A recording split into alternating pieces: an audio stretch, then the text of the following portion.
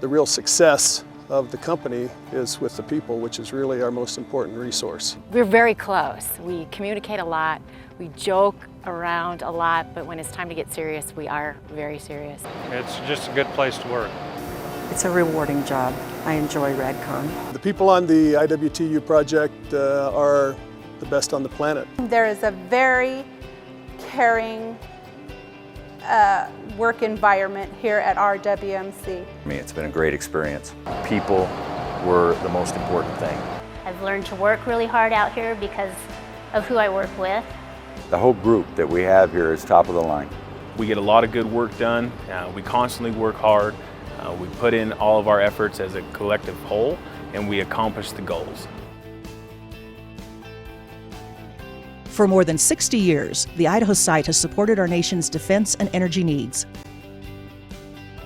From naval gunnery range to nuclear power proving ground, southeastern Idaho's people and facilities have contributed to the country's security and progress. The nature of the work and historical disposal practices also left a legacy of chemical and radioactive contamination. To restore and protect the environment would become a major priority for the Department of Energy and its regulators. In 2005, environmental cleanup and nuclear energy research became separate but complementary functions, allowing site contractors greater focus. DOE split the contract in 2005 with respect to the environmental cleanup and the energy research and development because we determined to have two experts in the cleanup and the R&D was beneficial not only to the Department of Energy but also to the American taxpayers in getting the optimal return on investment. Battelle Energy Alliance would take on the research role. CH2M-WG Idaho, the cleanup job. The 7-year, $2.9 billion cleanup effort would focus on the transfer of used nuclear fuel from wet to dry storage, the design, construction, and operation of a facility to treat liquid waste generated during fuel reprocessing, retrieval of targeted waste buried at the Subsurface Disposal Area, demolition of contaminated or excess facilities and structures, and shipment of legacy waste out of Idaho. CWI's strategy for cleanup success focused on people, highly skilled in their crafts, highly driven to excel, highly committed to making Idaho a better place to live and work. Evidenced by their safety record, they not only believe in safety, they practice it. When challenged technically, they respond confidently and creatively with first-of-a-kind designs and treatment technologies. In abundant economies and lean ones, they have proven to be masters at safe, efficient, and cost-effective work. The workers here are special. They're very experienced, they're smart, and they care about the environment, and they care about the site, and there's nothing that they can't do. They're probably some of the best workers I've worked around in the 25 years that I've been in the nuclear business. Combine CWI people with others who champion cleanup and the opportunity for success increases. Whether it is union leadership, state regulators, or Idaho elected officials. These advocates provide resources, remove barriers, and enable solutions.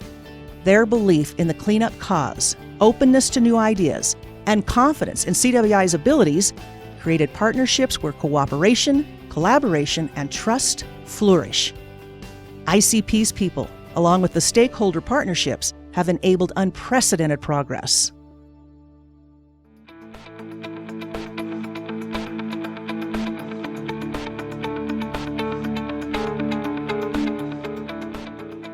When nuclear fuel has served its purpose in generating electricity or supporting research and development activities, it is removed from the reactor and placed in storage, often in large water-filled pools that shield the workers from radiation. While wet storage is effective, dry storage, where the fuel is placed in concrete and/or steel casks, is a safer long-term storage alternative. Hundreds of CWI workers contributed to the 5-year effort to safely transfer more than 3,000 units of spent nuclear fuel from wet to dry storage. The work encompassed 21 different fuel types, processed through 14 separate campaigns using 4 distinct casks. What I'm most proud of probably with CWI the past 7 years is our accomplishment of going from wet to dry and completing that on time. Completion of the Wet to Dry project represents significant progress toward DOE's commitment to transfer all spent nuclear fuel to dry storage by December 31st, 2023.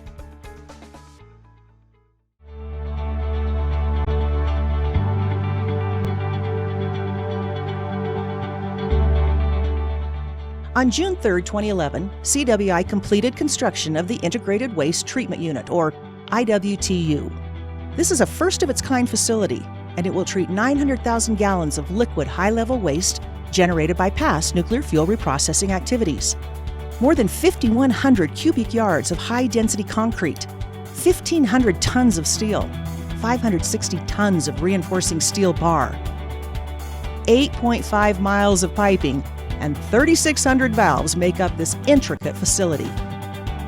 Call this our Mount Everest, and we're close. We're within 100 feet at the top, and we just have to keep climbing, doing it safely, and we'll eventually get the plant started up. We'll meet our commitment to the DOE and to the state.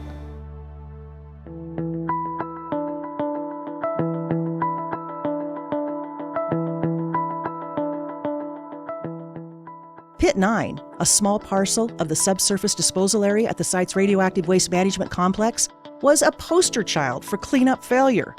For more than a decade, the project was mired in cost overruns, technology challenges, missed schedules, even lawsuits. The media, the public, elected officials largely zeroed in on Pit 9 and the problems and the lawsuit that ensued of that project, and that largely became how we were measured in terms of a cleanup contractor and a cleanup mission. CWI's Accelerated Retrieval project team developed a thorough plan focused on safety and perfected processes.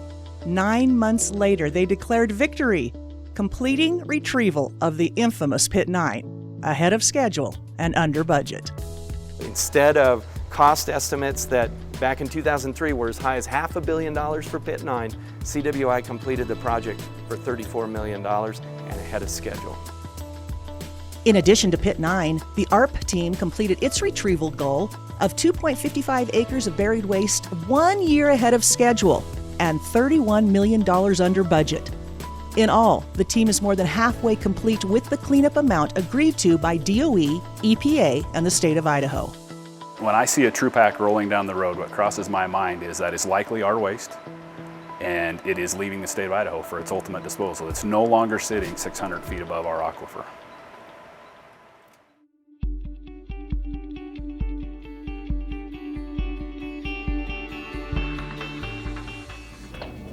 Okay, here we go. Fire!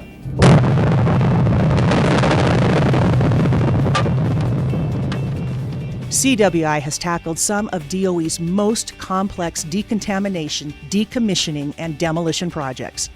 From 1950s-era reactors to monolithic hot shops and cells to volatile elements left behind in cooling system piping, D&D crews have employed safe, creative, and cost-effective solutions.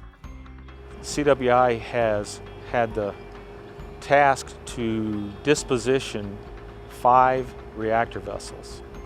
We've done that in slightly less than 7 years. Those 5 reactors have taken an immense amount of teamwork, cooperation, environmental support, and I doubt very few places in the world have been able to accomplish that in that short period of time. CWI's D&D workers dominate the industry, demolishing 220 facilities, totaling more than 2 million square feet, and completing contract commitments 1 year ahead of schedule, and $311 million under budget.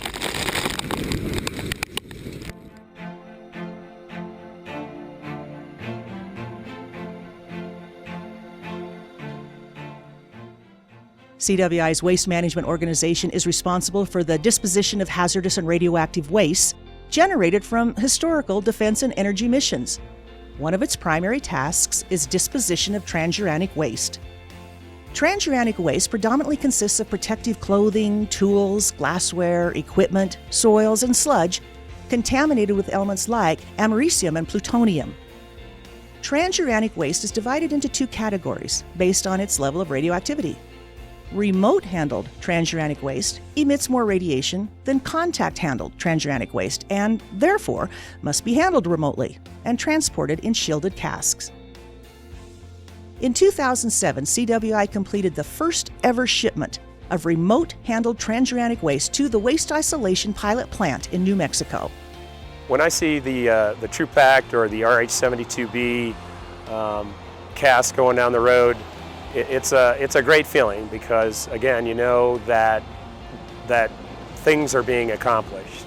Those trucks wouldn't be moving if there wasn't work getting done and if the site wasn't being cleaned up. So it's a very good feeling to be able to see those things moving down the highway because you know that stuff is going out of Idaho.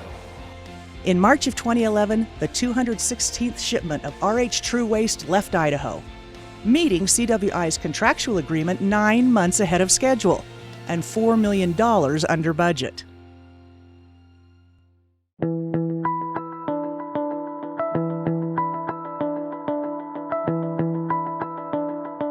And every day it amazes me to think about what actually goes into allowing the operations team to be out in the field doing the work. Imperative to cleanup success are the countless individuals who work behind the scenes to ensure seamless project execution, whether ensuring a safe work environment, computer connectivity, or equipment supplies. These unsung heroes arm the front line with the tools and the services to deliver the Idaho Cleanup Project. You know, and so I think when you think of how successful that little piece of work is that you're watching today, it's really important to remember that it took everybody to get us to today, to doing that work out in the field.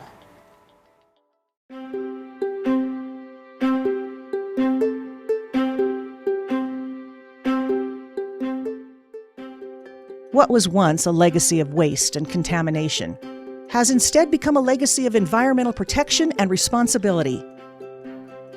The workers out at this site have done a fantastic job for us. They're probably the best I've seen across the country. I can't be more proud of them. I just feel good about what we've done so far. They really have done a good job for CWI, for the Department of Energy.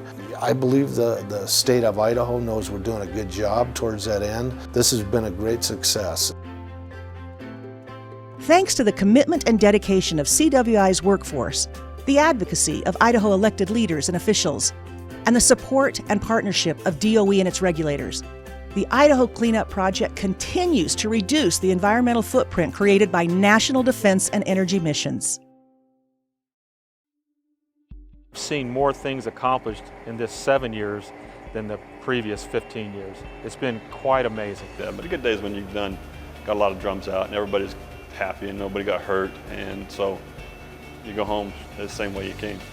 Every year we're reducing that legacy of old waste sites significantly. One of the other great things about this job is coming in every day knowing that we're making a positive difference. We're protecting our aquifer, we're protecting our air. Doing my job and working like that is making it a better place for my children and my grandchildren. It's amazing that we've been able to accomplish what we've done. And then we've got that shipment on the road and it's headed where it's supposed to be, and it just makes you feel good. You take a little bit of pride in that you had a piece of making that happen. The part that I'm the most proud of that we've done on this project is where we were and where we are today. We are in a place where we have done what nobody thought could be done. Nobody thought you could come in and remove targeted waste, package it, ship it out of the state of Idaho safely. Sitting here today, we're into our 7th facility. We're sitting on the cusp of a 3-year contract extension, and that extension is because of what we do.